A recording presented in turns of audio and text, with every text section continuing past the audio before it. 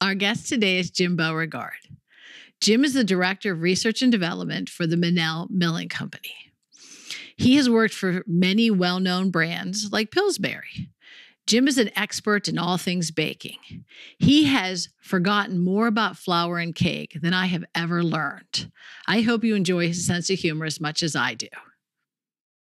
So, Jim, how did you end up in the food industry? How did that come to be? The food industry, I ended up in the food industry coming out of recession. Growing up in, through high school, my cousin owned a pizzeria and I was always in food, and my father was in food service, and went to college for a food management degree because I thought, food is, even through bad times, food is, people always eat. So, I got into a food career, and it wasn't until after I'd graduated college, and it was a Bachelor of Science degree, but it wasn't a food science degree per se. It was food management, and I learned that there was this thing called food science, and it just made me very angry with my guidance counselors from younger years because I didn't know that anything like this existed. I actually, but all those years of working in Cousin's Pizzeria, that's what got me the experience I needed to begin my career at Rich Products, because they needed a pizza expert. And I was a pizza expert with a degree. I'd been doing pizza up to that time for almost 20 years. When you went to get a food management degree, what was it supposed to be? What were you supposed to do with that degree? More or less restaurant management. It was anything from commissary and wholesale food production through fine dining and everything in between. But it was mostly restaurants. Okay. Restaurant management. Yeah. I know that a lot of people confuse the two, because people say to me when they find out I'm in the food manufacturing industry, and they will ask me, they'll say, oh, my brother's a chef, so you do things like that? And I'm like, no, it's food manufacturing. Right. So that's the part you missed in your education, when someone didn't dissect it out for you and say, do you know that there's a whole another world out there beyond restaurants and food manufacturing? I mean, maybe it was my only appalling lack of curiosity or something, but I never thought about it that deep. And when I realized that food and science existed together, it's two of my favorite things. It was just a surprise to me. And I stumbled into the career, though, and I was thankful for that. Yeah. I know when I found out about food science, I was like, no one's ever mentioned this. This is amazing. And one time my children, when they were in junior high, one of their science teachers asked for career day, people to come in and talk about different careers. And right. We went in and did food science, and the kids were mesmerized. They were like, we never heard of this. It's like a big secret. You eat food every day. You go to the grocery store and you buy it, but you have no idea how it got there and all these people who are making it. Well, so we're glad you found your way. So when you went to Rich Products, did you go in production? Did you go in the R&D lab? How did you enter the company? Research and development. And they were looking for somebody who had was a pizza expert. The air quotes pizza expert, but somebody with pizza experience to work alongside their research scientists to develop their new sheeted pizza line.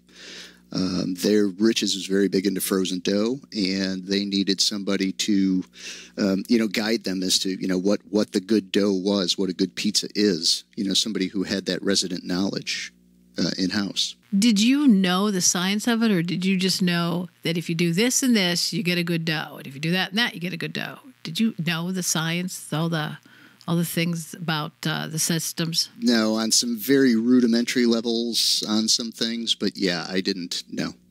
I didn't know the science. I knew some of the hows, but not the whys. Did they pair you with food scientists? Yes. And how was that? How the two of you? Oh, that was great. No, my boss was a food scientist, and that worked out great. It was a good team relationship, and a lot of learning too. It was very intense those first years, just trying to get up to speed with everything and ingredient functionality and how does this work, and like, oh my gosh, so yeah, it was a crash course for sure. Oh my! You got to be paid to learn, right? Yes. Oh, very much so. Yeah. So it was nice. Now, who was Rich Products making pizza for? Oh gosh, biggest customers at that time probably Pizza Hut. Pizza Hut. The Hut was a big thing back in the early '90s. That was a big thing. With the breadsticks and the pizzas and the pan pizzas especially. That was a big thing. So for the people that don't know this, so Pizza Hut didn't make their own dough. No, they didn't. How did it come? No, it came to them in frozen sheets, and there were actually some units they were doing. They were transitioning. A lot of it was frozen dough. The breadsticks, frozen dough, but they were going to this frozen format, and it comes. It's frozen sheeted pizza. It's a flat disc or a square. That they would put into a pan, and then they would give that time to slack it out or retard it. They would say, put it in a cooler overnight, and then it would go into a proofer the next day, and it would warm up and rise, and then they would make their pizzas or their breadsticks out of it. Okay, slack it out doesn't mean anything to me. What's that? Yeah, it's not frozen. The dough becomes softer. Okay. Those pan pizzas, whether it's Pizza Hut or whoever else makes it, there's a lot of oil in there. So that's what makes them good. Oh yeah. Because they proof them in that oil, and they suck all of it up like a sponge. Oh yeah. Into that crust. Mm-hmm. I love that stuff. So you've left there a long time ago. Do you think Rich's is still making it for Pizza Hut? No, I don't think so. They could be, but I don't. Pizza Hut isn't what Pizza Hut used to be either. I'm sure that they have other customers, and they've moved on and diversified into other pizzerias or it's a good product for food service, cafeterias. Supermarket type bakery delis, where they're serving pizza. It's a very convenient item in that way. But you don't have to make your own dough. And Rich Products was a food manufacturer that was kind of diversified. They did other things than bakery. Oh yeah, bakery was not the start of it. It was non-dairy. It was Rich Whip. It was soybean oil that they found a novel way to turn that into whip topping. And then it was coffee creamers, and non-dairy was the big start for Rich's, and then frozen dough came later. Okay. And they've had all other, they've got, everything from pork barbecue now to seafood, and they're very diversified now. Yeah, they do. They have frozen seafoods division. I remember that now. Yes. Mm-hmm. I don't think a lot of people realize how diversified food companies can be. Mm-hmm. Some more than others. Some really stay tight into their core, and others, branch out and have a hand in everything. Because I think they don't realize that. They think it's just like, one that comes to mind is like Campbell Soup. They think it's just Campbell Soup. Well, they own Pepperidge Farm. That's all the cookies and crackers. They used to own Godiva, the chocolate. I mean, they did diversify by giving them different names, but some food companies don't do that. If they're a co-packer, then of course you don't know what they're doing, and they could be all over the place. But Rich's was one, I remember now. They had frozen seafood and bakery and non-dairy, so they were good. So you left and you went to an ingredient company. We're going to skip over one of them because it was a short stay, but you went to Bunge. I think that's where you and I met. Was it Bunge? Yeah, I think that's. Let me think back now. I know it's taken me back now. Yeah, I had to. Yes. Well, we actually met when I was at Rich's. Maybe that we had spoken, and yeah, I was. I told you I needed a change. Oh yeah, maybe it was Interstate Brands. But you went to Bunge. That. I'm sure that nobody knows what that is. And I know when I meet people and they look at the name and they go, what's this Bunge company? Because Bunge is not a household name. So tell us all about Bunge and what it means to the food industry, because I think it means a lot to the baking industry. Yeah, friends and relatives, I would say, well, where are you working now? Bunge. What? It was one of those. Yeah, Bunge, at the time that I went to work for them, they had a bakery division. And Bunge was very big in seed oils. Oils were really their thing, their mainstay, but they had gotten into, again, diversifying into bakery. But I worked in the bakery, into that bakery division, and that's where I hired in and did my work with them. They were ultimately purchased by Dawn Food Products. Bunge decided to get out of, that bakery business and get back to their core, back to the fats and oils and the refining and whatnot. So what kind of things do you make at Bunge? Oh, Bunge, it was a lot of cake for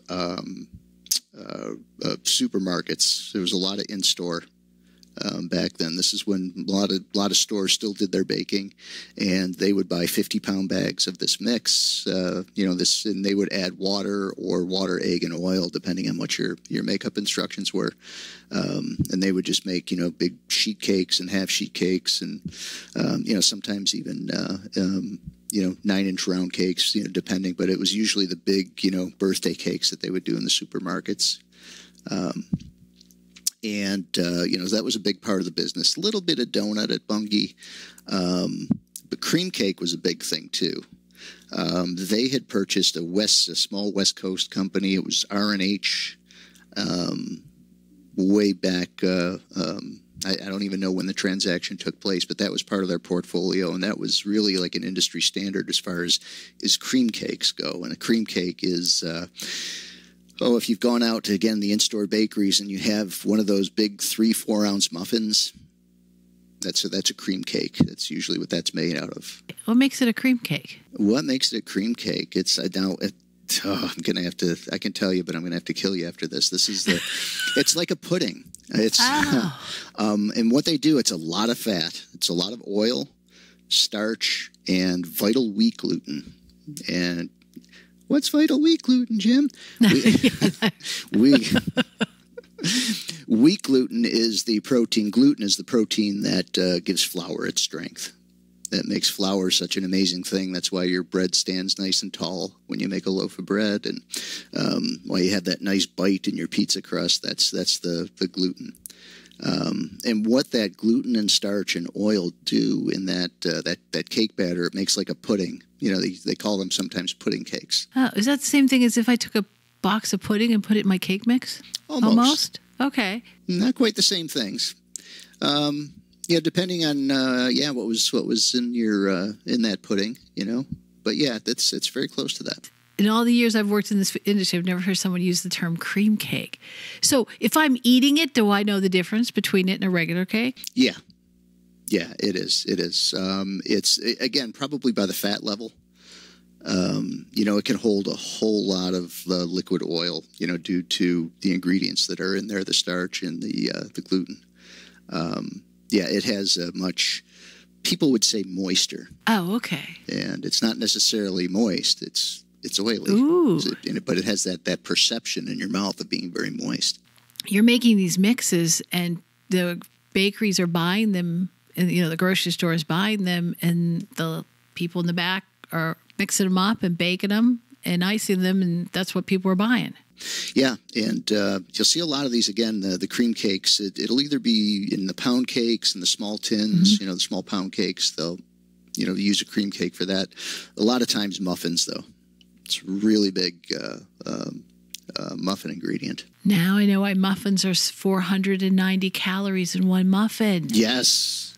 Yeah, well, one of those 3 or 4 ounce bombs, it's a meal. It's you might have it as a snack or a dessert, but it's a full on meal in one muffin. I had one. I didn't eat it. I had it in my possession, and the label said 460 calories, 66 grams of carbs, and I don't remember how much sugar it was, and the fat was off the chart, and I just had to leave it there and walk away.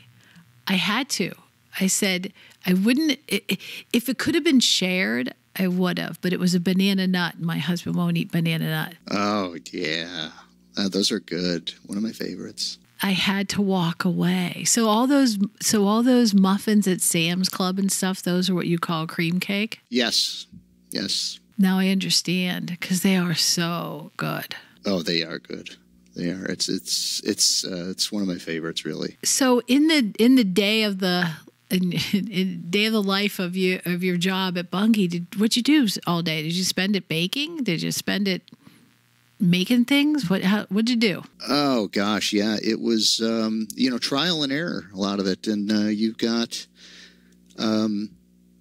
As a scientist, you're developing things, and you have to, your formula, your recipe, you're going to record what ingredients you're going to put in there and what amounts that they're at. And you're going to keep track of that. You're going to prepare that. You're going to bake it off. You're going to take physical measurements. You're going to measure the height and the width and the volume, the pH, and you're going to take all these different readings, the water activity and moisture on the crumb. But because, so much of what we do with bakery, it's eating. It's an eating experience. So on top of all those physical measurements and things that you saw and tasted, you would you'd record your observations. What were you trying to accomplish by this? A lot of times customers will come to you with requests, and they'll have a product in mind, say, we like this, but could you make it a little more sweeter or more chocolatey or less chocolatey or more vanilla flavor? And so you do a modification more often than not than developing something completely brand new. Or they'll have a target for you. We want to, buy this cake from company A, but we don't like company A. We're on bad terms with them right now. So we want the same product, but we don't want to have to deal with them. So they will come to you and ask you to develop that for them. And, through the day, it's a succession of tests, just multiple repetitions trying to get that result ultimately of that target cake. And you would have some of that target cake with you, ideally. That's called your control. You're going to try and match that cake. So you're going to bake that off and then bake off your engineered version of that side by side to see how close you came. And it's always a good idea to get the input from others, too, when you think you're close, because oftentimes we have our own biases, or we think that what we're doing is a little bit better than it really is. So just to get objective opinions, the more the better, typically, to let you know how close you are or not. Is this when you're taking somebody else's product and you're trying to match it? Is this like people refer to as reverse engineering? Yeah. Exactly what it is, and so much of that is done. It's gotten easier over the years to do that. Any good food scientist can look at an ingredient declaration and reverse engineer it, based on what's in there, because labeling laws are much stricter than they used to be. Way back when I started my career, it was mostly right, but people could play fast and loose with a few things, and they might not fully declare everything that was in there, or it was declared in such a way that it was veiled. You weren't really sure. But now, with a few exceptions, you've got to declare everything that's in there. Okay, so you're basically saying you can look at the ingredient list and know pretty much how they made this. Yes, where it says ingredients and it'll list, bleached enriched flour and sugar and soybean oil, and you can because typical levels that ingredients are used. Again, through the experience of having done it, and especially on labels where they have what they call the 2% rule. That, okay, everything under here is 2%, so everything on this side of the equation is greater than 2%, and it just helps you, approximate those levels. And, with a few trials, you can usually get it really close. What do you mean by the 2% rule? What does that mean? Ingredients that are listed at 2% or less, it'll say, and contains 2% or less of the following. And then it will list all the ingredients. They don't have to be put in any particular order if they're using the 2% rule. Everything that is 2% or less could be scattered. They could just jumble it in any order that they want because they're all under 2%. If they don't use the 2% statement, it's got to be listed in descending order of prominence. What do you do with the things where they say, and other flavors? And other, they just kind of throw that in there. Yeah, there's flavors like that with other natural flavors. There's ingredients that you buy. You typically it's other flavors that are like the flavor that they're trying to simulate. Vanilla with other natural flavors. Typically, it's other flavors that taste, or other things that taste like vanilla. Are there any tests you can do to actually find out what those flavors are? Any scientific tests? Oh, there are. There's flavor chemists can break it down, and they can write down to the chemical compound. Did you utilize people like that, or did you guys just take a wild stab? I'm not a flavor chemist, but I know flavor chemists. So So you'd have them do it. You'd call the flavor company and say, "Hey, we need to match this flavor, or this is what we're looking for." And yeah. So it wasn't you all by yourself, or this is a team effort to figure this out. Yes, very much so. If especially with flavor, especially, sometimes getting novel textures. You'd reach out to starch companies or gum companies.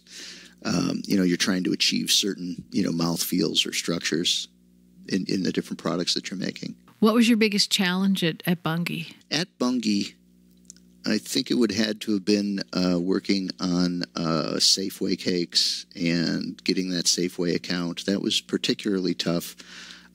We had some sabotage from the inside. I had created this whole line of formulas and redone their whole cake line, and had some really good products and got some good feedback. And we had an overzealous sales guy and plant manager that went ahead and kind of got out of their lane, so to speak, and caused a whole mess, and loaded into operational status what they thought to be what all those new formulas were, and sold those to the customer, and just created a real a fecal hurricane, if you will.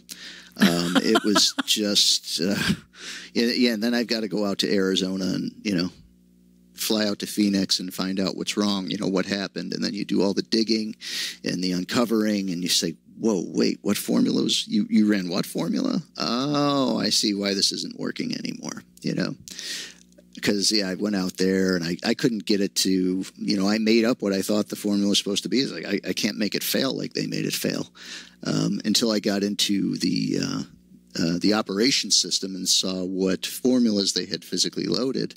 And then the light bulb went on. It's like, I don't know what you guys did, but you ran the wrong formulas. Were they actually mixing all the ingredients, or you had sent it out to them all mixed up and they just had to add the eggs and the water and stuff? They just add the eggs and the water, yeah. Yeah. So you sent it all out to them. Were you able to fix it? Yes. Oh, yeah. It was ultimately, the hard part was finding out what the problem was. And the problem was that they ran the wrong formula. Once that was fixed, all the other problems went away.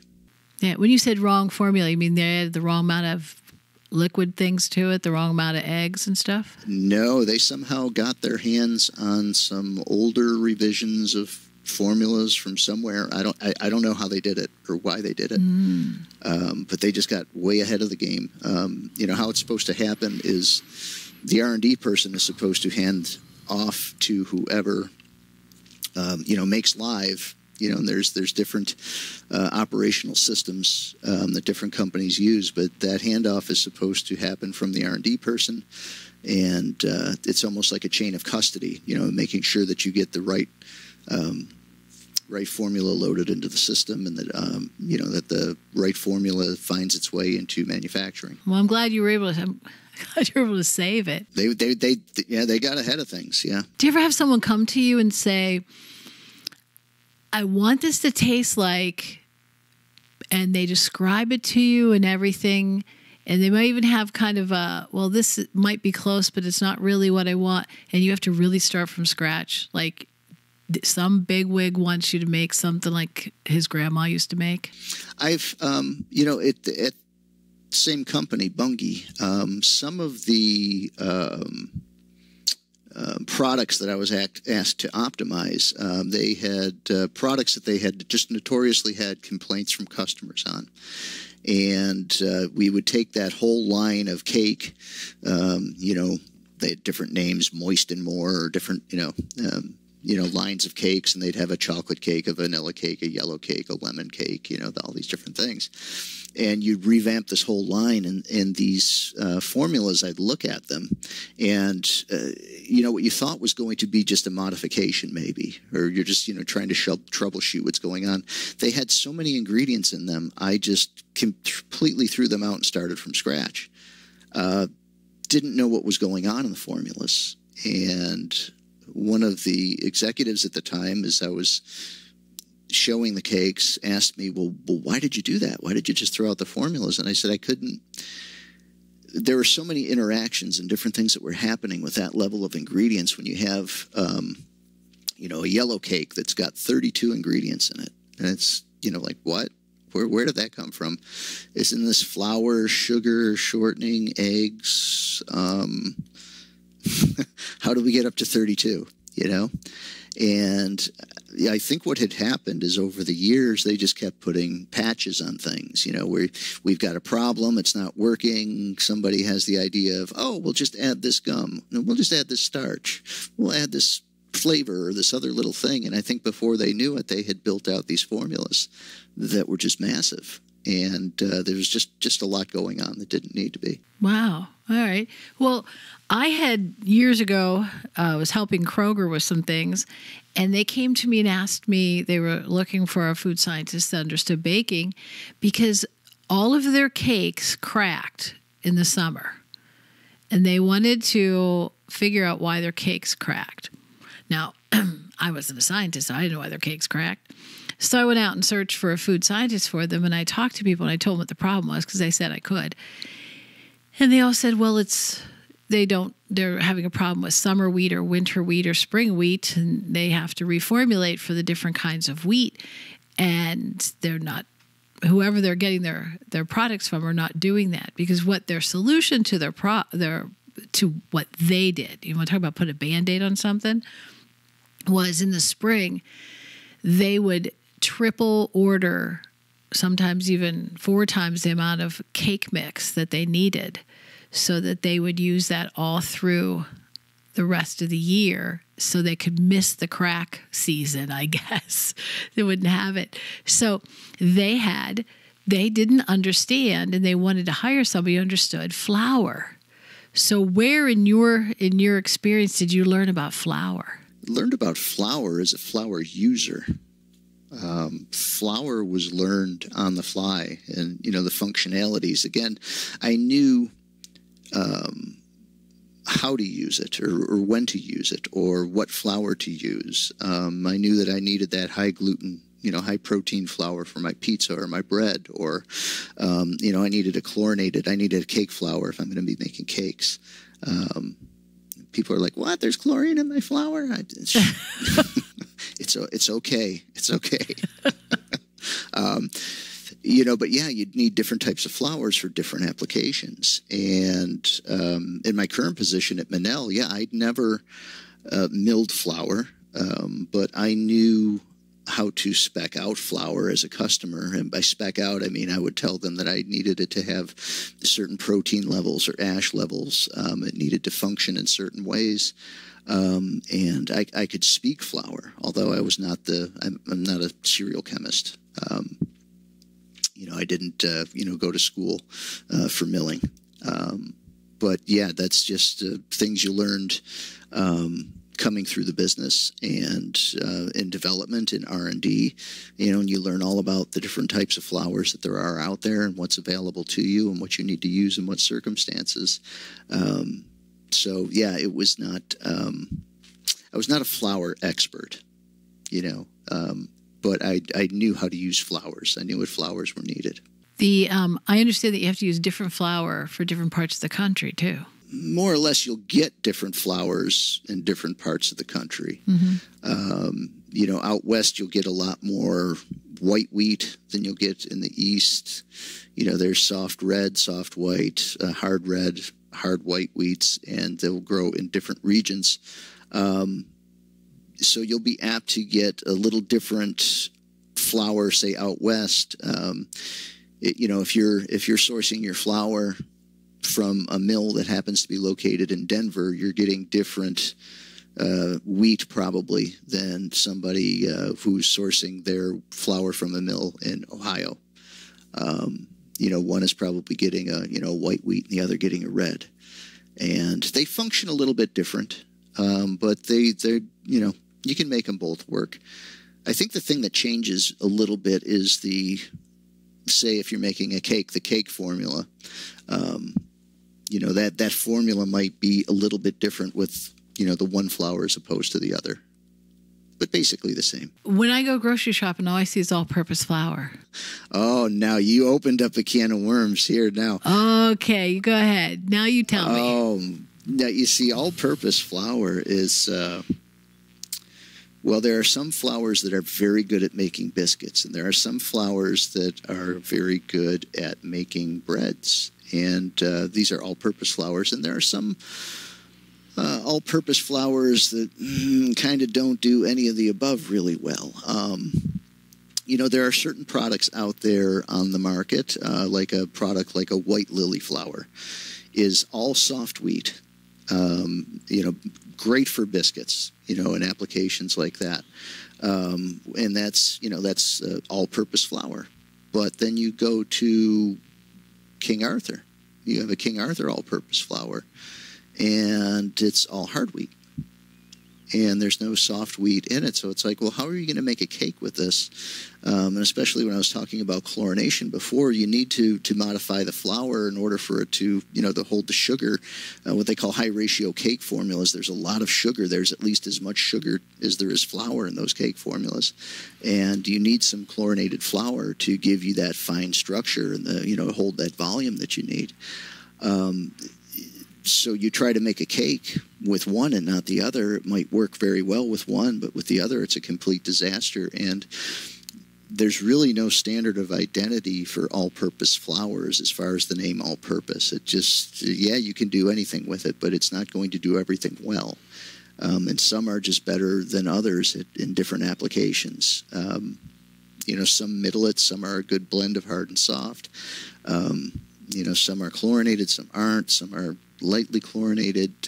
It's really all over the board. All right, you have to tell me what chlorinated is. I'm just dying to know. Chlorination, actually adding chlorine gas to the flour streams, and it changes it modifies the starches and the proteins in that flour, so that can again be more effective in holding water and sugar. Okay, you got to tell me like I'm 8 years old. So the flour, they spray it with something? Oh yeah, it's gas. Oh. There's chlorine gas. And this is after it's been milled? Yes. Okay.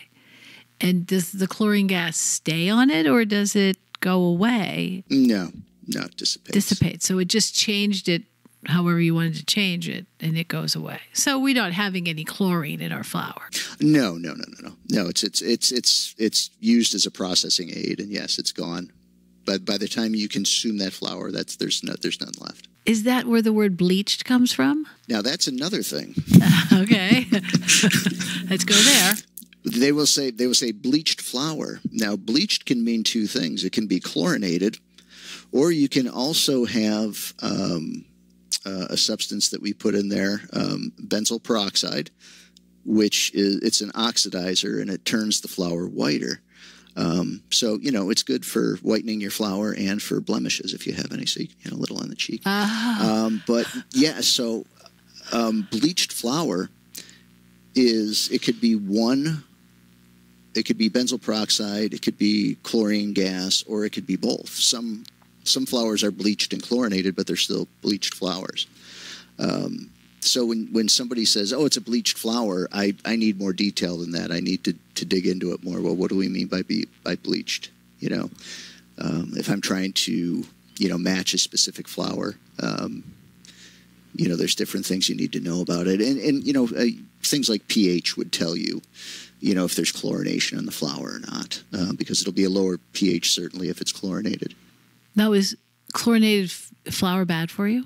No. What about bleached flour? Not bad for you in the least. Oh, because we're not getting bleach, right? It's gone. We're not getting bleached. Bleaching speaks to the action, right? Not to a product, not to what's in it, right? Yeah. But yes, no, these products have been around in the American diet for decades and decades and decades and decades. And yeah, they're absolutely safe. So you may not know the answer to this, but why don't they? And I think White Lily does, it actually tells you it's really good for biscuits. I've heard about that. You're not the first person to tell me that is really good for biscuits. I think those people in the South just know that. So if you see a biscuit recipe from the South, it'll say White Lily flour. Mm-hmm. They don't say use flour. Right. So how do we as a consumer know which flour to use? Is it just trial and error? Yeah, pretty much, because there's no, how can I say, there's no, you really don't know what's inside the bag until you've used it. King Arthur's pretty good about, they'll actually tell you, they claim their protein contents on the outsides of their bags. But most other, all-purpose flours, you don't know what you're getting, until you use it and find out if it's good for that application. And if it's not, you find something else. I thought that, I don't know what protein I would need for something. So even if King Arthur put it on there, I'd be like, I don't know which one I need. It seemed like that'd help us out if they would just tell us this flour is good for cake or something. Now, there is such a thing as cake flour. How's cake flour different than regular flour? Well, again, it's chlorinated. That's the major difference. Sometimes it is even milled finer, to smaller particle size. It can be pin milled or just sifted so that it's much finer. But typically, it's chlorination is the big difference. One of the stores in my town, they have pie and pastry flour. Okay, pie and pastry flour. What's yes, that? That is what we call a straight grade flour. It's just doesn't have any treatments on it. Typically, it might be enriched, and it's just a moderate protein, softer. It's probably like protein levels in flours. Typically in most flours, you'll go maybe as low as 7.5, maybe for low protein, and up to about 14% or so for a high gluten. And that pie and pastry flour is going to be probably about 8.5%. Again, what we'd call straight grade soft wheat, typically. What would happen if I use that flour in a cake? You wouldn't get. You'd get some collapse. Depending on the cake formula itself, how much sugar was in it is really going to dictate a lot of it, and how much egg, because the egg will help you out. If there's enough egg to give you strength, because of the more egg, again, that egg protein will help give you some strength in that cake. But what you'll have then is you'll have big pores in the crumb of your cake and the grain. Mm-hmm. Like when you cut it open and you look at it, there'll be the holes, if you will be much bigger. I don't know. I feel like flour's changed lately, because I was buying, like Aldi flour, and I was having great failures, lovely failures, especially in my pies. So I got some pie and pastry, and that was a little different. Maybe I just didn't work with it. I mixed the two together. That was better. But Aldi was making a big mess of everything, the flour, and I think it was after the pandemic. I swear they changed suppliers or something. So I went back to a name brand flour, and everything went back to normal. And that was my only issue at the time, was I just changed the flour. Gosh, yeah, that's so cute, because you were making pie crusts with it? Yeah. And we were having great failures. There was another issue going on, which I have figured out, is that since Crisco took out the trans fats, I have no idea what Crisco is supposed to behave like now, because it's just terrible. So now I mix Crisco, half Crisco, or 3/4 Crisco and 1/4 lard. Nice. To get the fats I needed back in there. Good call. And Good now call. it's not all crummy, because crummy pie dough is terrible. Yeah, trans fats, the partially hydrogenated. Yeah, go ahead. Talk about those. Oh, my gosh. let me come out and say, everyone, so you don't get any hate mail or anything, Maureen, trans fats are bad, okay? One of the worst fats for you, if not the worst. That said, I'm old enough to remember back in the early 90s, late 80s, early 90s. Do you remember? You may remember this, Maureen. You're ancient like I am. Thanks.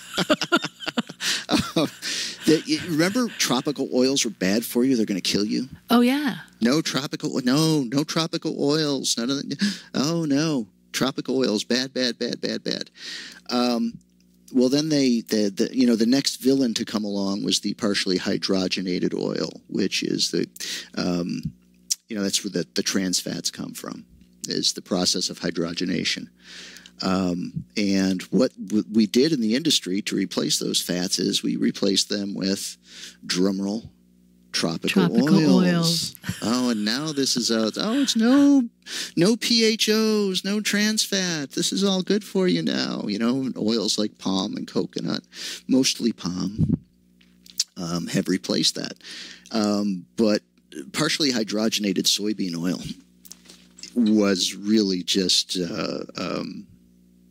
a miracle substance if you were in the world of buttercream icings, frostings and whatnot. It was the best. And once they took that away and forced you to use these other oils, they just weren't as good. And you had some of that same experience with your pie crusts, because they're naturally, they contain more hydrogen. It's a higher level of hydrogenation. They're naturally hydrated fats, and they don't have the same plastic characteristics as those partially hydrogenated fats did. And it was just much harder to work with. It just felt like I had Crisco that was just mostly water. So I felt like, because it acted like water. It didn't act like oil. My opinion is it's government intrusion on lives in a nanny state sort of thing. It's if fats are so much of your diet that, trans fat's an issue for you, you're eating too much fat is what the problem is. Because the partially hydrogenated oils, again, had been around for decades. And I thought when the government took them off the GRAS list — GRAS is an acronym that generally recognized as safe. Partially hydrogenated oils were on there for decades. Then they take it off. And when you take it off, that's like saying it's poison. You can't use it anymore in a food product. I thought that there was going to be all kinds of litigation. With people who had, relatives, husbands, wives, brothers, sisters, whatever, who, died, due to cholesterol, had some kind of, stroke or cardiac event or something, and they might have loved donuts and frosting. I thought that there was going to be some litigation, where you said for decades that we could eat donuts, or that we could, that this was okay. And now you say that it's not. And, that's the reason my husband Tony died, was because, you said that this was okay, and now it's not. Now it's poison. And you deceived us. I thought there was going to be that type of litigation, especially in the world we live in today. Very litigious, and none of that ever happened. It just kind of went away. And no, we all picked up our lard and started cooking. We moved on. Seriously, I know a lot of people who I used to think lard was bad for you, and that would be, and my biggest problem with lard was that I thought that it would change the taste. I thought it would taste savory. It would taste like meat, like I put meat drippings in my product. And I didn't understand the rendering of lard. Yeah, poorly refined, I guess it could, but yeah. Yeah. So, like bacon grease tastes like bacon. I can't get around that. And so I've been purchasing, the lard from the store, and nobody knows that, but we stick it in our brownies and we stick it in all our baked goods. And sometimes I did try it in my pie crust with 100% lard, and I didn't like it. I didn't hate it. It wasn't as bad as straight Crisco, the new Crisco, but I didn't really like it. So I asked some food scientists out there, and they said, well, just mix it. Just mix it. Start out with half and half, and then go to 3/4 and 1/4, and stop wherever you like it. And 3/4 and 1/4 is where I stopped.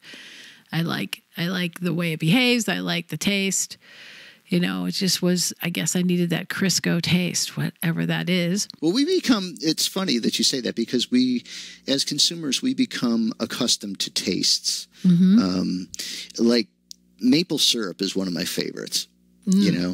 People will say, oh, I love maple syrup. I love maple syrup. But they've grown up on, what used to be Aunt Jemima or log cabin. Log cabin.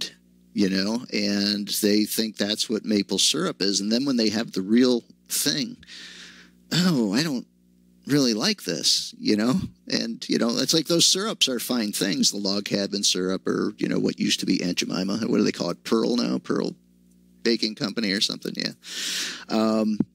They get used to that, whatever flavor that is, that artificial maple. Then when they have the real maple flavor, they don't know, and it's shocking to them. It's like, no, give me back my log cabin. Yes, I like log cabin, and so I don't like maple at all. I'm one of those people you're talking about. And when those commercials come on, and would you like Ready Whip, real dairy cream, or would you like Cool Whip? I'm the one yelling at the screen, Cool Whip, Cool Whip. Right. And not too long ago, I found Cool Whip in an aerosol can. And I was like, this is it. This is perfection. I took that can of Cool Whip and I sprayed it on some things, and I was like, this is it. Tastes like Cool Whip, behaves like Ready Whip. What more you perfection? Cool Whipping everything. Oh, yeah. What wow. better thing could you ever have? One of the other things that fascinates me is queso. Liquid cheese of any sort, aerosol, jar, doesn't matter. There is some supreme junk food value to that. I just love it, especially like you can get the queso, the melted cheese on the chips. Just love it, and it's garbage. Oh, I saw this recipe where you take Jiffy cornbread, 2 boxes, and there was another ingredient and a jar of Cheese Whiz, and they said makes the best cornbread you'll ever have in your life. Wow! And I can't get past the Cheese Whiz. I'm just going, I don't like Cheese Whiz. I'm sorry. For fun, we used to get our kids the aerosol cheese, the spray that on the crackers, because we thought they'd have fun decorating crackers. I didn't know it was killing them, but, they would eat that. They lived through it. Yeah, they lived through it. They did. They did. All right. So we touched on this a little bit. So you went to the Pillsbury Company. And this is going to kind of... Several times. Yes, several times. Because this is my favorite question to ask people on the street. I like to be that woman on the street. And I say, is Pillsbury a food company? And they enthusiastically say yes. And I go, no. They go, what do you mean? I go, if you want to go work for Pillsbury, you can't go there because there is no Pillsbury Company. And they're like, what do you mean there's no Pillsbury Company? And I go, Pillsbury is a brand. It is not a company. And they're devastated. Well, they're devastated for about 10 seconds. They're devastated. They're like, what do you mean it's not a company? And this is where a huge mystery comes out in the food industry, because I try to explain this to people. They just can't handle it. They usually don't digest most of the information. But that some of the products that we've known and loved forever and ever and ever are now owned by all kinds of different companies. Even if they manufacture it the same, it still tastes the same. You still buy it at the grocery store the same, but it's not owned by Pillsbury. Pillsbury has actually broken that up. I think, if I got this right, the crescent rolls and the refrigerated stuff is still owned by General Mills. Is that right?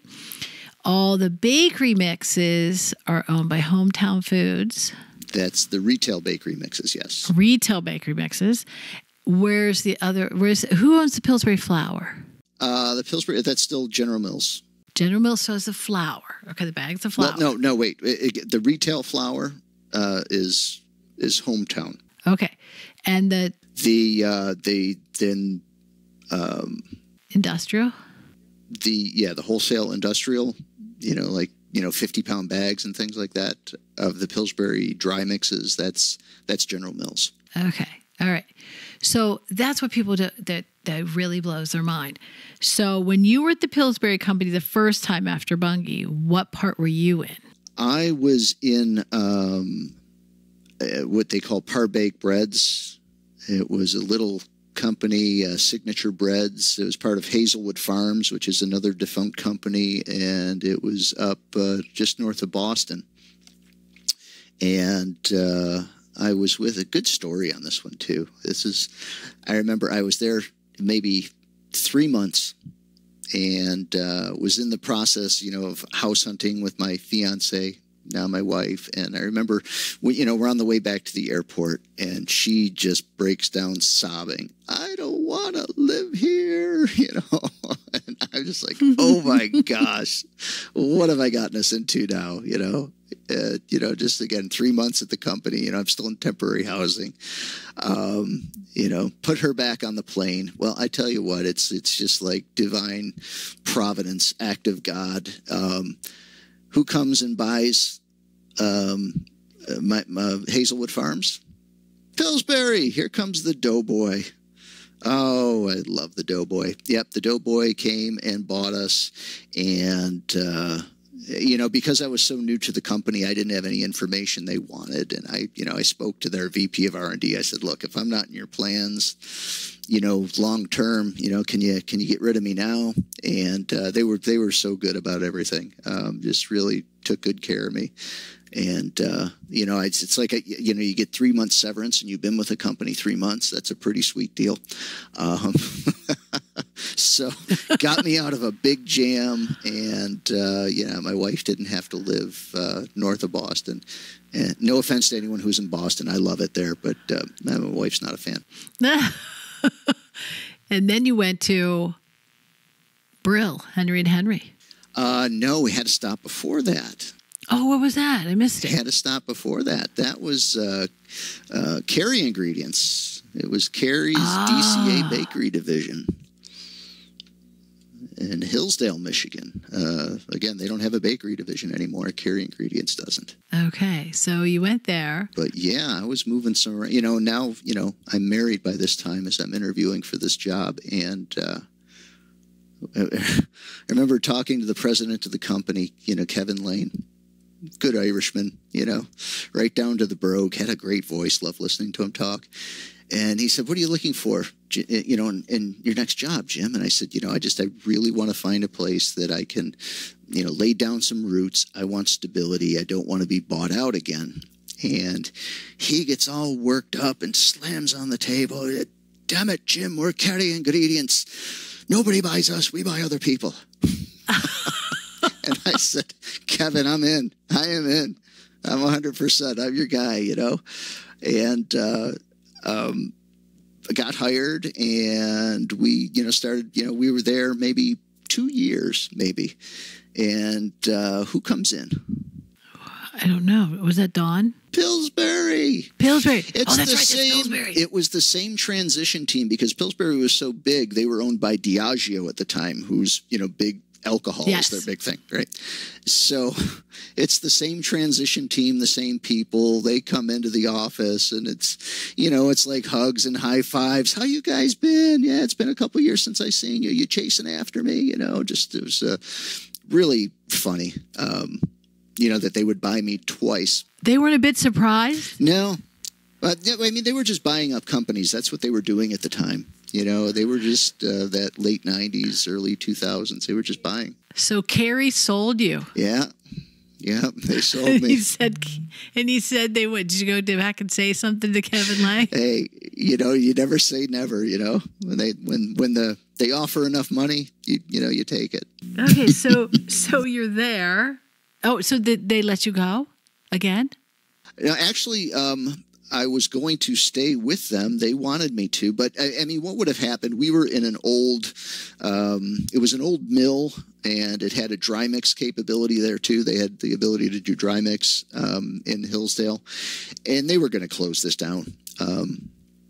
it was just a matter of time. And at that time, too, there were rumors that General Mills was going to buy Pillsbury. And I was just sick of getting bought and sold. And ultimately, I knew that it was going to mean, Pillsbury and General Mills, both center of the universe for them is Minneapolis, Minnesota.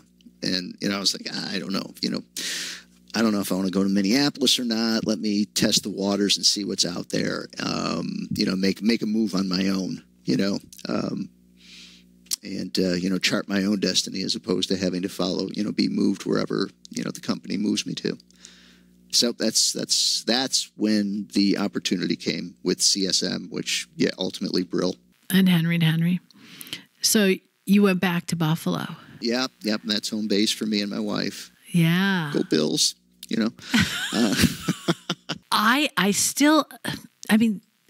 was just a few years. When I say a few years, it was like 10 years ago. I was at a Dairy Queen, and I look over, and I see a can, and it's chocolate syrup, and it says Henry and Henry on it. And I went, oh, they're still doing Dairy Queen. I don't know. But it should have. I was surprised it didn't say Brill. I was surprised it didn't say, like something else that said Henry and Henry on it still. But I was very fascinated. So tell us what Brill and Henry and CSM, because you know what? We were going to start talking about just flour and baking, but you and I have gone off in this tangent. Companies, I don't think people realize how many times these food companies have changed hands. And you know what? When I started way back 30 years ago, nobody really bought anybody. Maybe a little mom and pop was going to go out of business and somebody would buy it. But there was none of these big Kraft, Heinz mergers and, big sales of big companies, Pillsbury going off. I mean, when Pillsbury, broke off, everybody was like, what? So CSM, there were several little bakery companies in Chicago, and they were purchased by CSM, and these were all family baking companies. I remember it was J.W. Allen. It was I'm trying to think of the was other. Allen part of it? I remember it was Phil Orth.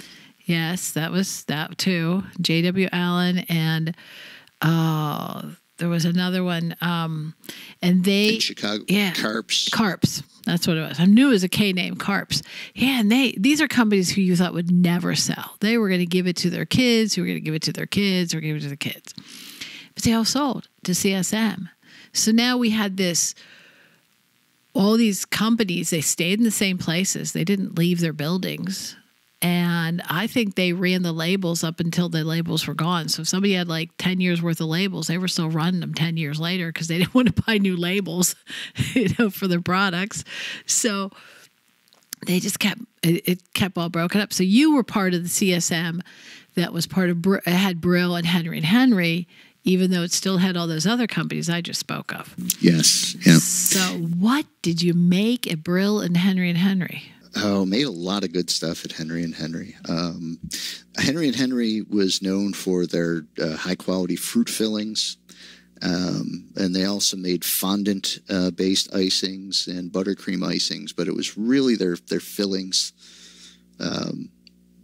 and ice cream syrups. They made, like you were talking about in Dairy Queen, they made caramels and fudges and chocolate sauces and, all kinds of stuff like that. Just all the ice cream goodies. Variegating sauces, that's like the strawberry swirl, in your vanilla ice cream. That's a strawberry variegate it's liquid at one point before it freezes. So they made all those kinds of products. Yeah. Now you were making them for other food companies. Correct. Yes. We were making, for the Dairy Queens of the world, Perry's ice cream. I'm trying to think of some of the other bigger accounts. There was a lot of regional bakeries and different things that we sold into. Not so much food service at Henry and Henry, other than Dairy Queen was one of the big ones. Krispy Kreme donuts, back when Krispy Kreme was, 23 years ago or so, they were a big thing, Now, did you make custom things for people, or was it they picked it off the shelf? You said you want medium, light, or dark syrup. You want, strawberry. We have 3 kinds of strawberry. Which one do you want? Or were you custom making it for people? No, you would custom make it if the volume was there, right? If it was enough of an opportunity, enough of a business opportunity, you would custom develop for people. Otherwise, you wanted them to buy the things that you had. Mm-hmm. And sometimes if maybe the volume wasn't a whole lot, but it was just a slight modification, we'd sometimes do that.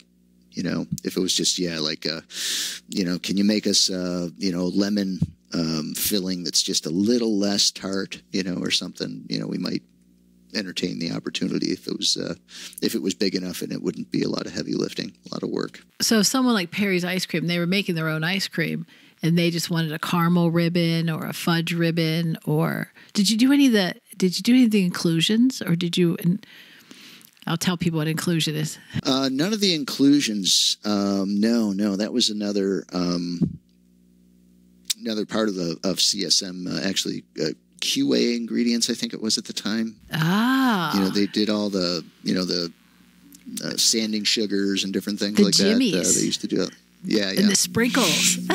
Yep. Oh, yeah. That was them. And they're part of Carrie now. Yes. Carrie took them. Yes. Well, inclusions, for those people who don't know what inclusion is, it's all the little candy pieces or nut pieces or chocolate chips or brownies or whatever pieces you want in your ice cream.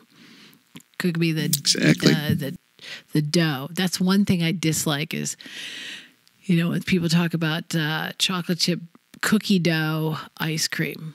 The idea of cookie dough in my ice cream is not one of my favorites. It's I don't like it either, but I know so many people who do. And it's Mennel actually we sell a lot of that flour that because back in the less enlightened days. People would just make cookie dough out of any old flour, and they would put it in their ice cream, and every now and again people would get sick. But come to find out that sometimes there are some microorganisms that live in that flour that shouldn't be there. Salmonella or E. coli, and so we do all of the flour that goes into the ice creams now is heat treated. I saw in a bag of flour, and this is like a couple years ago, but this is something that made me stop. It says, "Do not eat raw flour," and I thought, who would eat raw flour? But in my little mind, it was like, who takes a spoon into a bag of flour and eats that? I never thought about, oh, well, you mean that when I use the flour, I shouldn't eat the product until I cook it. Right. But if it's flour, you're baking. Remember, you're baking. You're not cooking. Yes, that's right. Yes. So you would think that having the warning on the label, right, would be enough. It says, don't eat raw batter or dough. But people love to do it. Oh, come on, everybody. I've never made a batch of chocolate chip cookies where the people don't come out of the woodwork with spoons at me. Mm-hmm. And I tell them all the time. I always tell them don't eat it because of the egg, but the eggs, you have raw eggs in here. But now I know that's not bad for you. You'll be fine with the egg. But that's what I'm saying. We all survived our childhood. Yeah, we did. I don't know how we got through it. I don't either, because we ate raw cookie dough all the time. And now, so you will see in the store tubs of edible cookie dough. And in my, young people, they were like, oh yeah, we could eat this. And I'm thinking, well, you could have eaten anything. We ate it all the time. We never cooked it. But you think to yourself, like, what? Cookie dough's not edible? Like, what? It doesn't make sense. Isn't that redundant? Yes. Cookie dough should all be edible. That's in our minds. Okay, so you work at Henry and Henry. You worked there for quite a while, 7 years. And I know that you get a call because your old boss at Dawn Food Products would love for you to come back. Mm-hmm. No, very flattering. This is an interesting conversation because I'm talking to him and he said, I would love someone just like Jim Beauregard. And I said, well, would you like Jim Beauregard? And he said, could I have him? And I said, I have no idea. I will go ask him. And I go and I ask you and you're like, oh yeah, I'll talk about it. And I don't remember. There was something going on at Henry and Henry and Brill. I think they were thinking about moving them down to Georgia. Yeah. No, your timing was incredible. I still remember when you called me, because I had just gotten done. I was leading a project at CSM to transfer. They were closing down the old wet goods plant. And when I say wet goods, that's an industry term for fillings and icings, as opposed to dry mix, dry goods, which was bakery dry mixes. They had a wet goods plant there where they made fillings, and it was just old, and they wanted to consolidate operations. So everything that they were making at the Chicago facility, it was in Elk Grove Village, everything had to be transitioned to the Henry and Henry facility in Lancaster.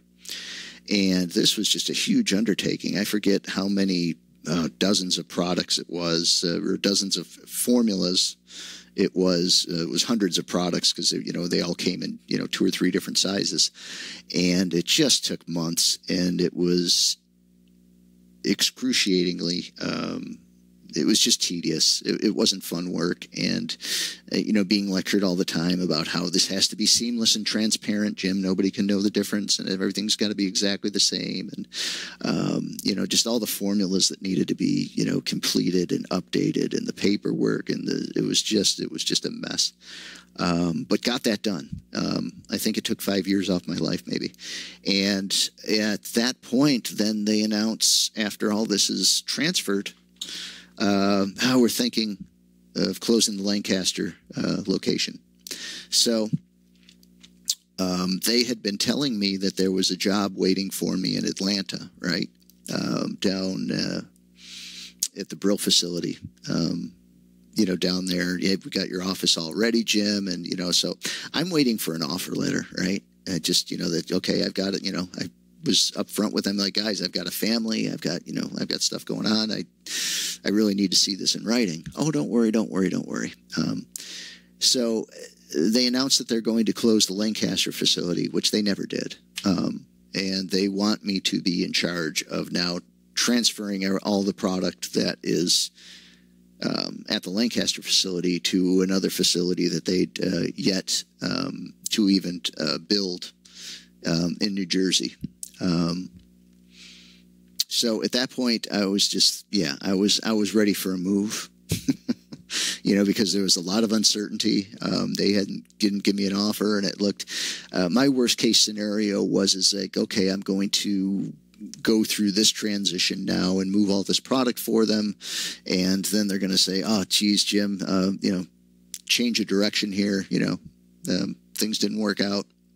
Thanks for your service. And then you're out on your own. So then you called, and I was very glad for that.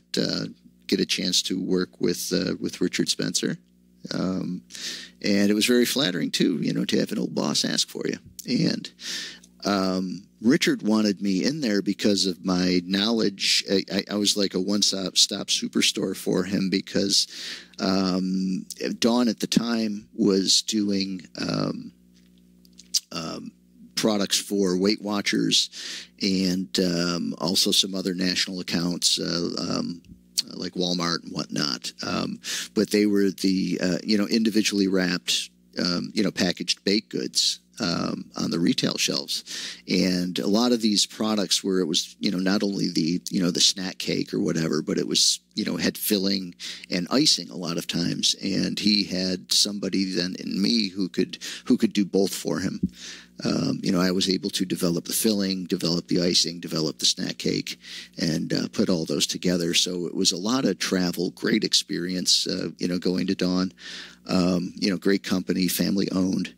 And got a lot of opportunity to, make the dry mix, go to the wet facility down in Louisville, make the fillings and the icings, and then, follow those to the manufacturing facility, that dry mix and those fillings and icings. I would then make the finished product out of them at the manufacturing facility south of Chicago.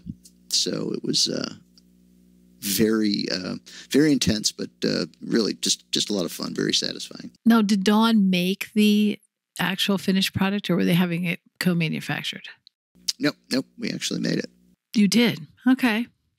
So it went all those different, that was a lot of work. Oh, yeah. And then, in fact, they had just invested a ton of money into this facility south of Chicago. And, I think a lot of the engineers hadn't spoken to a lot of the development people, or, because I need to start making, bakery products a reality in this place, right? So I asked a question like, well, before wrapping, how long does the icing have to dry before wrapping? It's like, you got about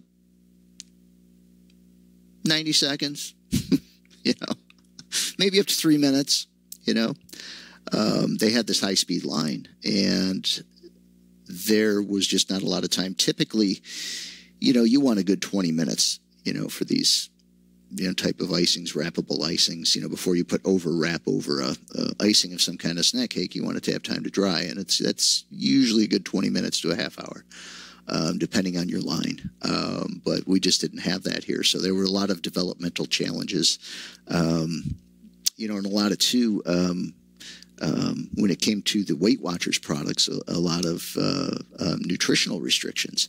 So you had a lot of handcuffs. You had very limited time for your icings to dry, and you had to hit nutritional marks that were set forth by Weight Watchers. So it was very challenging, but rewarding work, though. A lot of good people, a lot of good times. Made some good products. And nobody wants to have that. Take the plastic wrap off and icing comes off, and you're stuck with a cupcake and the icing over here. Or the icing is very brittle, and hard. Oh yeah, that's an old cupcake. Yeah. We're talking about hometown foods a little bit, because now we're back to Pillsbury. But I want to set this up a little bit. So Pillsbury owns all these bakery mixes that we all know and love, these muffin and brownie and everything. And they sell it to International Multifoods, who does not take good care of it and is then bought by Smuckers. A lot of people didn't realize that Smuckers, and this isn't a plug for Smuckers, but that Smuckers owns way more than jam and jelly. So they keep the Pillsbury mixes for a few years. And I remember they came to me one time and looking for a bakery person. This is before they bought the bakery mixes. And they asked me for some bakery people, and they interviewed a few of them, and every one of them didn't want to work for them. And Smuckers was flabbergasted, because whoever didn't want to work for Smuckers. And I said, well, you're missing a few key items for your bakery people. I said, you have no ovens, and you have no flour. They wanted them just for their knowledge. They didn't want them to actually make anything. And I said, oh no. No bakery person on earth wants a job that they sit behind a desk and they don't bake, because they entered this business because they like to bake. So they rectified that. They bought the Pillsbury business, and they had it for many years. And then they decided to spin it off. But instead of it being purchased by any other food company, it was purchased by a private equity company, who now were faced with this idea that they had to come up with a name. And it couldn't be Pillsbury. So they came up with Hometown Food Company, which I find is interesting, because if you Google it, there's a Hometown Food Incorporated in Florida. That has nothing to do with it. And it drives you crazy, because it's just two words. One is company and one is incorporated. So anyway, so now Hometown Food Company is in the original facility that they made these in. It's a facility built by General Mills in Ohio, in the Toledo area. And they now make all of, what do they make besides the Pillsbury? Do they make the White Lily? Yeah, the White Lily, and also Hungry Jack. When you say Hungry Jack, you mean the pancake waffle mix? The pancakes. Yep. Not finished, just the mix. Yes, the mix. So that's an interesting one. One company makes Hungry Jack mix. One company makes Hungry Jack frozen pancakes and waffles. Do they still exist? They used to. I don't. They may. And somebody else makes the syrup? Yes, somebody else would have to, yeah. Yeah, so this is very confusing. If you were growing up and saying, I want to work for Hungry Jack, we wouldn't know where to take you because there's 3 different companies make it. So tell us a little bit about Hometown Foods and working back in a Pillsbury area, like Pillsbury products, once again. Well, yeah, no, that was fun getting into that. Working again with all the familiar, the doughboy. He's cute. He's blue-eyed and soulless, but he's cute. And he's, with the Funfetti and, the Hungry Jack and, certainly, White Lily and Martha White and different flowers that they also do.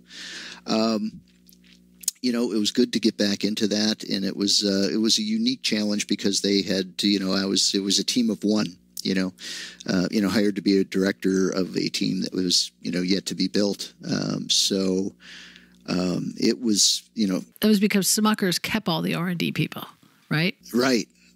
They sold the facility and the products, but they kept all their R&D people and obviously put them into other groups of their own company.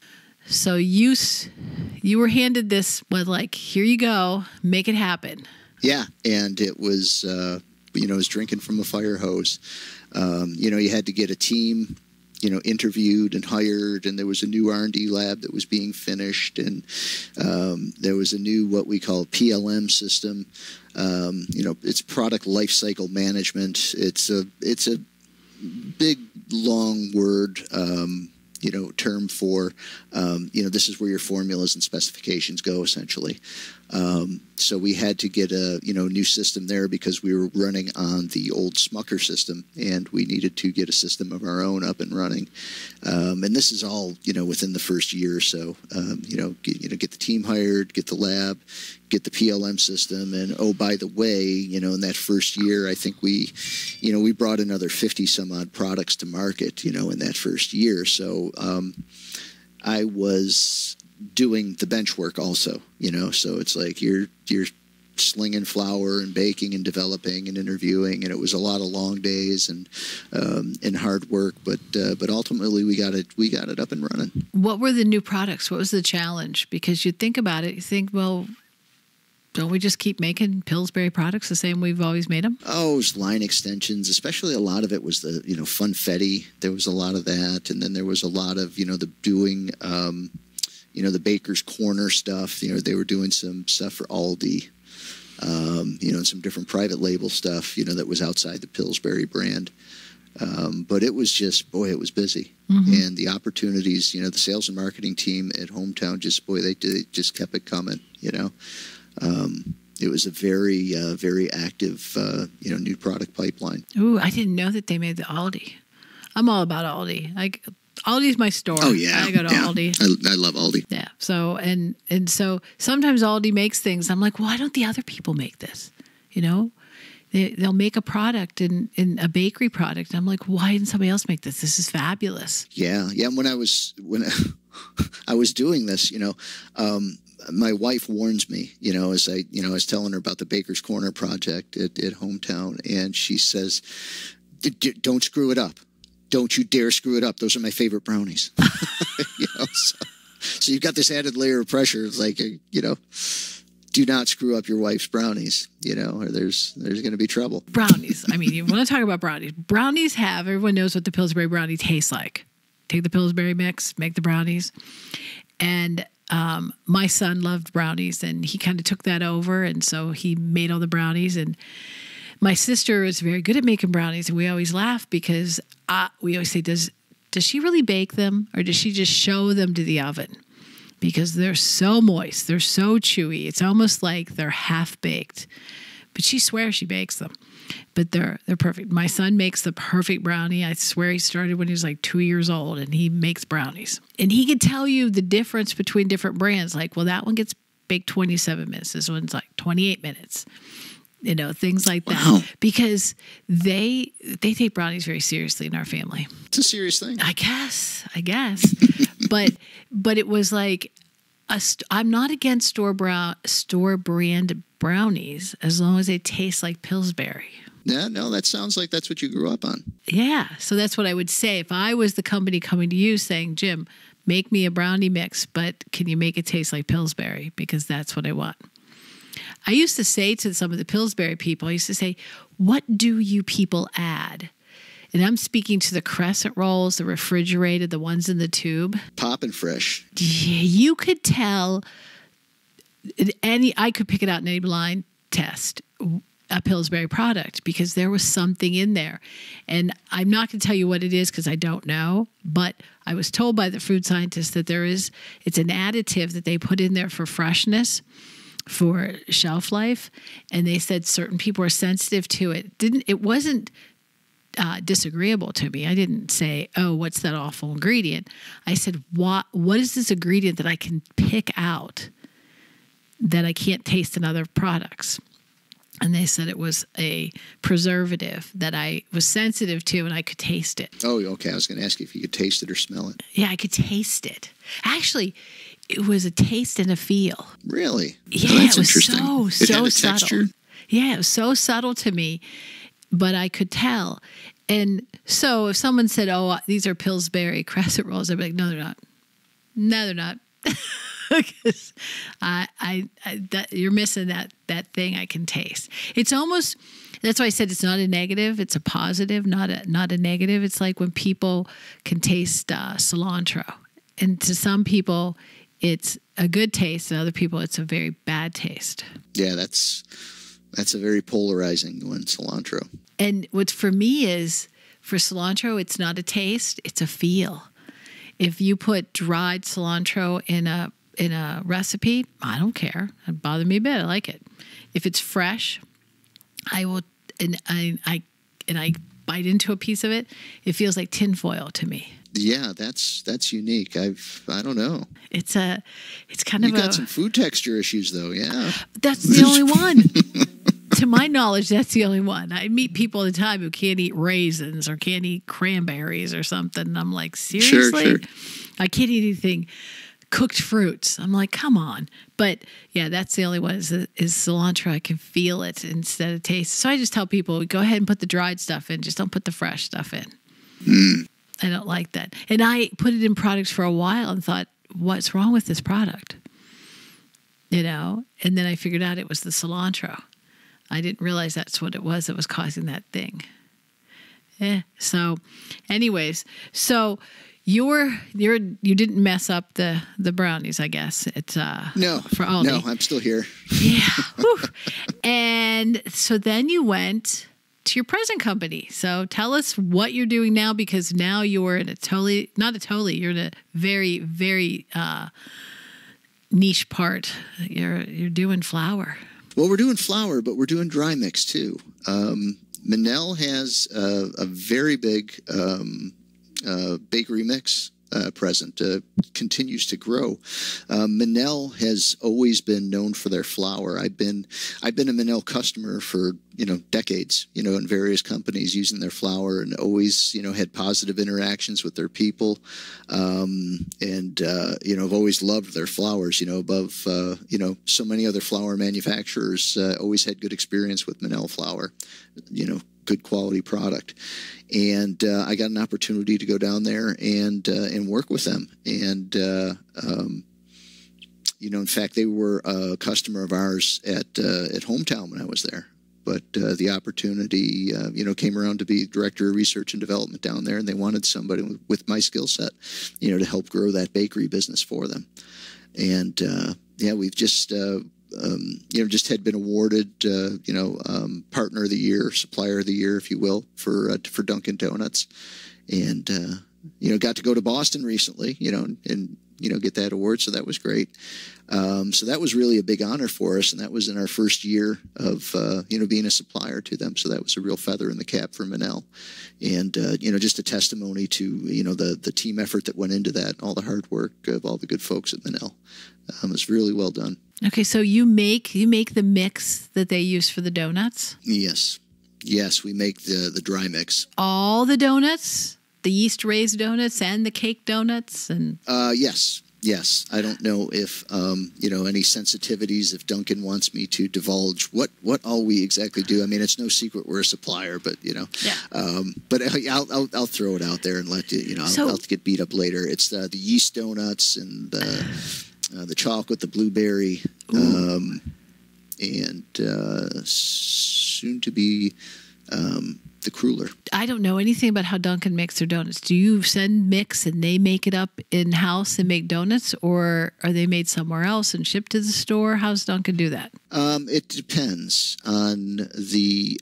They still have some units that make donuts, but a lot of it is central manufacturing commissary, and then the donuts are shipped out fresh every morning. They've got these regional manufacturing locations, that will send, the fresh donuts into the units every morning. So just, large scale, industrial bakeries with fryers, and they'll just pump out donuts. Wow. And they'll put them on route trucks and, get them out to the different bakeries. Oh, that would be such a good job. So you make the dry mix for them. You're not doing the fillings, the icings, or anything like that. Nope. Yep. Just the dry mix. Even though you know how to make all those. Yes. So who knows? Maybe we can branch out into fillings at some point. Did you think you really knew flour until you went to Mennel, or now do you feel like you're really more the flour guy?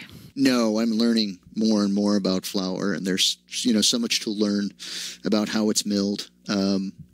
Just some of the fine points of it. I've got folks on my team, that know much more, especially a lot of guys, in the operations and the quality teams that really are flour experts. I am not a flour expert. I'm gaining expertise for sure. But yeah, I'm not a flour expert right now, but we have people who are. So I think at the beginning of our conversation, you said that you're really very good as the end user of the flour. You know what you need, and they need to come up. So I guess the other people at your company, if you come up with a need, they can make a flour for you. Oh, yeah. I mean, again, it's an agricultural product. It's going to be, it's going to have seasonal variation. But yes, if I gave them a specification and, told them that it needed to be a certain way, they could do that. Okay. They've been around a long time, right? 137 years. Wow. And it's still family owned? Still family owned, 5th generation.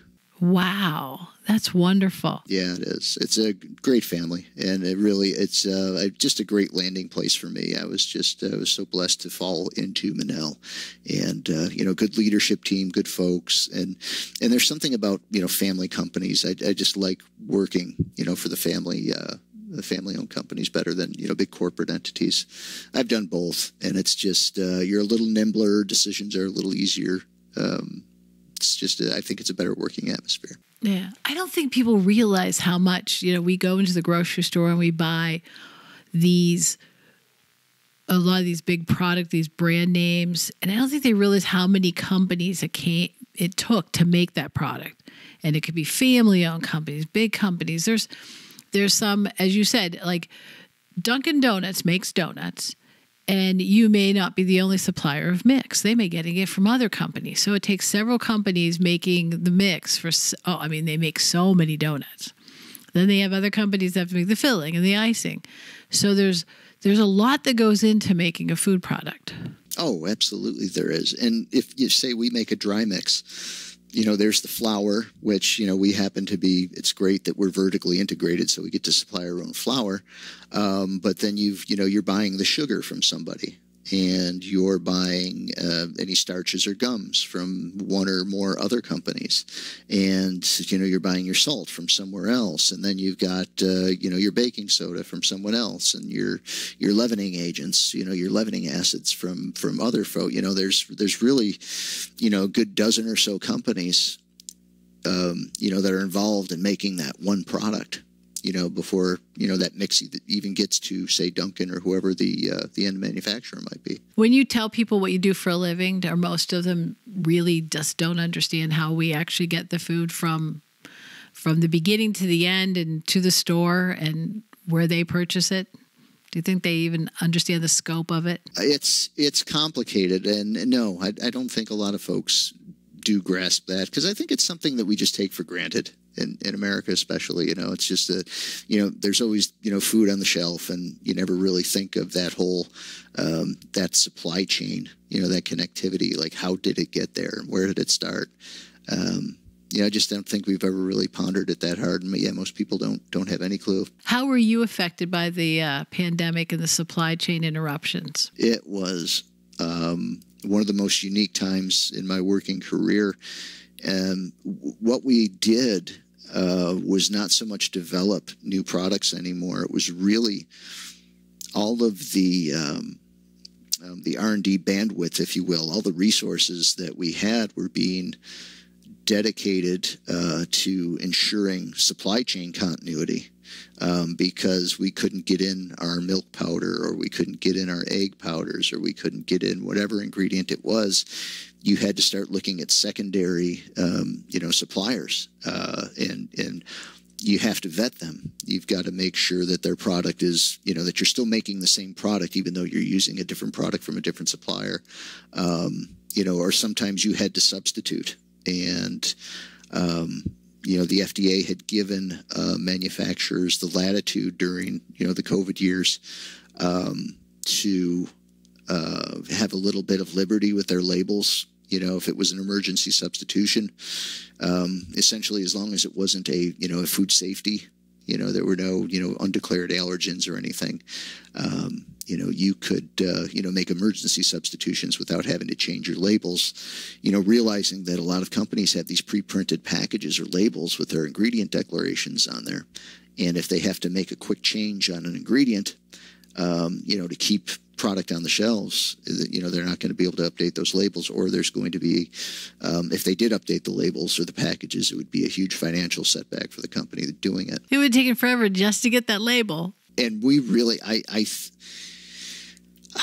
there weren't many raw materials that we dealt with that we didn't have to find a backup supplier for. I shouldn't say backup supplier, but find some other supplier for at some point during the pandemic. To keep things rolling at the plants. Were most of your ingredients sourced domestically? You weren't really having to go outside of North America or South America? I would say most of our ingredients are. There are a lot of things that have gone overseas. A lot of acids. Different acidulants, you're going to China, or a lot of leavening acids, you're going to Europe for, a lot of stuff just not being, made in North America, or not as many sources as there used to be. They're limited. And, even if there is a source, they might be booked. They might not have anything to sell you. About the ingredient declaration things, I have a grandson who is severely allergic to flaxseed. Flax, okay. We're finding out from the doctors that is one that is like rearing its ugly head and going crazy. And I think it's because you and I think back when we were kids. How often did you eat something with flaxseed? Probably never. Nobody baked their bread with flaxseed. Nobody. How he discovered it was he ate a pouch, the baby food pouches, and it was like the three fruits. It was banana, apple, strawberry with flaxseed, with flax, and we thought nothing of it. All the other kids ate it. We gave it to him, and not a good reaction at all. So he's been tested, and they said his numbers are off the chart. But what we're finding is, by accident, when companies make multigrain crackers, multigrain cereal, multigrain just whatever, fill in the blank, there's flaxseed in there, and they're not writing it down. They're not putting it on the label. Yeah. It's not in the ingredient declaration? We're not finding it, and we're finding out bad reactions, and they're going, and the doctors are saying you got to stay away from everything multigrain because there's flaxseed probably, or it's manufactured in a facility with flaxseed. Now, people with the 10 most wanted, the 10 most unwanted allergens, they'll put it on the label, manufactured in a plant that has milk, soy, peanuts, I forget all the other different, there's all the ones they are. And so and he's allergic to peanuts. So we stay away from peanuts too. But we're finding out that they're not putting that on the label. So if it's a bread that's manufactured in a facility that makes multigrain bread, we don't know that, and it doesn't say it was made in a facility of flaxseed. If flaxseed would even walked past his bread, we're in trouble. He can't have any of that. So they're not naming that on the label. And if we call the companies, they don't know the answer. Customer service doesn't know the answer. That's really unusual. Because if Dawn were to make a multigrain bread mix, I mean, certainly we would be calling out every grain that we put in there. I mean, because you'd need that would have to be detailed in your formula too. So how could you not have that on your label? It'll say it on that label, but let's say we don't buy that product. The product next to it, manufactured on the next line, on the other line, is one that doesn't have flaxseed in it. But because it's manufactured in the same building. Yeah, it may be even produced on the same line, and there's not that level of cleaning because flaxseed isn't recognized as as a common allergen. So, they don't do any special cleaning for it. So there's definitely that residual there. It's becoming, the doctors are saying that they're getting higher and higher numbers. But I think it's because we didn't eat it. My kids ask me all the time, Mom, why didn't you feed us avocados when we were kids? I'm like, they didn't have avocados when you were kids. I mean, they didn't ship them into the United States. We didn't go to the store and have avocados. I didn't see an avocado till I was in college. So I don't think I even saw them then. I was probably 40 years old before I saw an avocado. So that we didn't feed. So flaxseed falls in that same category as that you and I didn't. We could have very well been allergic to flaxseed. We didn't know because none of our products had it. But so they don't even know if he'll outgrow it. They said we haven't run into this before. So he may outgrow this one because they don't know anything about it. It's interesting sort of in a bad way, but the prevalence of allergies now compared to when you and I were growing up, like I don't ever remember a child with peanut allergies. No. And they're fairly common now. And the peanut allergies are tough because, anaphylaxis can happen with any of the other allergens, but peanut is particularly severe, just with residual peanuts in the smallest amounts, terrible reactions from them. Like our food facilities at Mennel, they're peanut free. You don't bring peanuts in, to the locker rooms, the break rooms, the facilities. We won't do peanut anything, just because it's so hard to clean and because of the risk. There's certain other allergens that we'll manage, wheat, of course, dairy, egg, soy, things that we can be reasonably sure that we're getting out of our system and we're not making anyone sick with. But, peanuts are tough. And I don't know why the prevalence now, compared to when we were, growing up. It's I don't know either. I don't know what's caused it. I'm sure there's heightened awareness, but if people were having reactions, 40 years ago, I'm sure we would have noticed. It just didn't seem like it was as big an issue. Yeah. See, I didn't feed my children peanut butter or peanuts or anything because we weren't really a family that ate that. They probably got it when they went to somebody else's house. So I'm really, until my youngest one, and I started making peanut butter. I don't think I made a peanut butter and jelly sandwich until I had children. And it's funny, now I love peanut butter and jelly sandwiches. I had one today. But I don't know if it's kids were not introduced to it early enough, or maybe they were introduced too early. Like with honey, you don't give it to them till they're 2. Yeah, they have to be a certain age. But maybe people gave peanut butter too early. Maybe they didn't give it early enough. I don't know the answer. I'm not a doctor. And I don't think we have enough studies done on it. But you're right. I never knew anybody allergic to peanuts, and now I know lots of people. Yes. Mm-hmm. But this flaxseed one has us a little bit, we're doing a trial and error. Like when we buy any baked products, and we give it to him, we just kind of stand back because his reaction is not, swelling of a throat or water, he actually just throws up. So that's how we figured out it was flaxseed, because that was the only new thing he had that day. His mom was real good about paying attention when she added something new. And I don't remember which one of us, I think it's probably me, gave him the pouch of flaxseed. Never didn't know he couldn't have flaxseed. And he was sick for 2 hours. And so we went backwards in flaxseed that tested him for it. And they said, yeah, he's really, matter of fact, his numbers are so high, they didn't even want to subject him to the test. They were, they were like, so they're not testing him, but so we just real careful when we buy baked goods, whether to watch and see if he ate it okay. Like goldfish, he can eat those. Goldfish crackers, all the cereals, but he can't eat the multigrain cereals because we're afraid there might be flaxseed in them.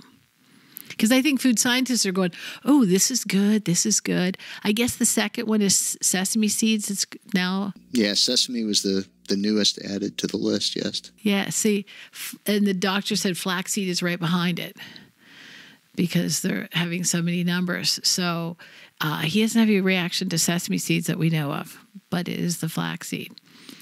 So we were trying to find out from some of these companies when we call, do you have it in your building? So it's not on the label, but do you have it in your building in another product? Yeah, no, that's a good question to ask. Yeah, because if you don't have it in that building, then we are okay. Yeah, it's in cross-contamination, just unintentional, especially in restaurants, but really in any manufacturing, can get people terribly sick. I remember I got a call one time from a woman. It was when I was at Henry & Henry, and she was taking her daughter. They were traveling cross country, and she wanted to know what restaurants were safe and what products were safe in those restaurants. So she was really doing some good homework. And, nut allergies was the thing that her daughter, suffered, tree nuts. And, she said, so there's no, tree nuts. I can take her to, Dairy Queen because the Henry & Henry chocolate syrup, doesn't have any, tree nuts in it. And I said, well, yes, that's true. There's no tree nuts in it. I said, but be very careful, just because the person that's making that, that sundae for the person before you came in, could have that residual on their gloves or, on the board, on the makeup table where they're making it.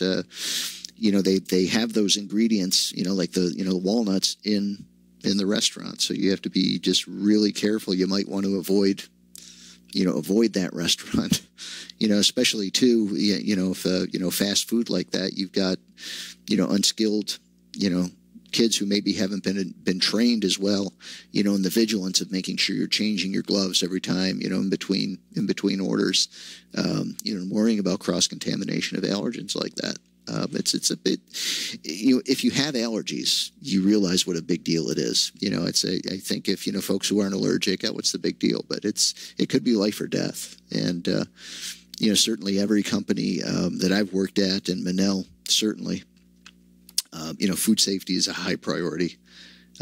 Part of the culture, and we try to be very aware of any allergens that we have in house. Even in our house, I have to be careful. I can't have any peanuts or peanut butter or anything when he's coming over. And my one other granddaughter, she's so cute. She wanted to eat a peanut butter and jelly sandwich one day, and I said, "Honey, Marshall's coming over." She goes, "I'll wash my hands. I'll wash my lips. I'll wash everything." And I said, okay. So she ate her peanut butter and jelly sandwich. She brushed her teeth. She washed her hands like she was doing surgery. And she washed her lips, her whole face and her lips. He didn't have a problem with her. She said, "I can hold him now." I said, okay.